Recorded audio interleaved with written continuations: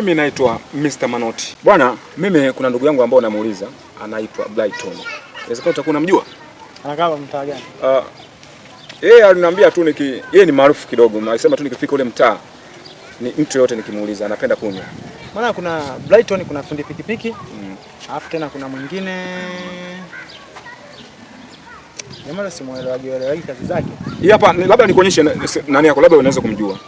Hii picha unaweza kujua? Ndio huyu. Huyu sasa. Unamjua? Mimi namtafuta huyu. Namjua. Namtafuta huyu. Namjua. Nampataje? Huyu mtu nampataje? Yupo ila sidhani kama kwa sasa hivi utamkuta nyumbani. Kwa nini? Sababu mishemishe zake sizielewagi, mara anaondoka, mara anakuja. Sasa hivi kama siku mbili hivi sijamuona. Hujamuona?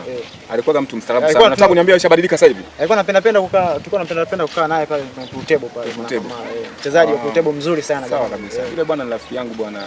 Tumepotezana miaka mingi sana iliyopita. Kwa namba yake tumekuja kuichukua ndapi wiki iliyopita. Maana naye ni mtu mkubwa kidogo.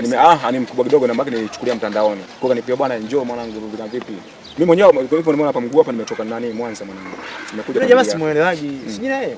Sijui mwigizaji. Yule naonaga anakujaga na kina nani wale?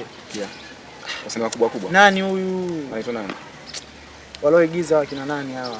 Au unasema nilimuona siku moja alikuja nao. Yule ni mwigizaji kwa sababu basi ndio maana wage simuoni mara kwa mara. Huwa ananitumia vipande, anajua kabisa. Kwa hata mimi najihusisha mambo hayo ya mambo ya sanaa. Kwa naenda pale tukatafute mazingira ambayo hata inawezekana tufungue kundi watu kuanza kupiga kazi kwa sababu na sini kama zote zipo huko. Nuko na kamera tunazo full charge. Kwa hiyo nimekuja kikazi kabisa. So mambo kuna nini tena. Kwa hiyo nilikuwa namtafuta mtu, nikimpata mambo yatakuwa vizuri. Basi poa ndugu yangu. Mimi kama nilivyokuelekeza. Jamaa unaweza kumpata. Asio. Lakini nashukuru rafiki yangu. Lakini kwa kuchelewa. Asante sana. Kwa sababu unaweza usimkute. Kwake ndo sipajui anapokaa. Ila kumuona mimi namuonaga. Bwana kabahatisha mwanangu, nani nikabahatisha. Unaweza kubahatika. Poa. Sasa ila rafiki yangu nikimpata rafiki yangu, najua kazi yetu itaenda vizuri. Pia sana. Ninavyomjua yule kichwa na mimi ni kichwa.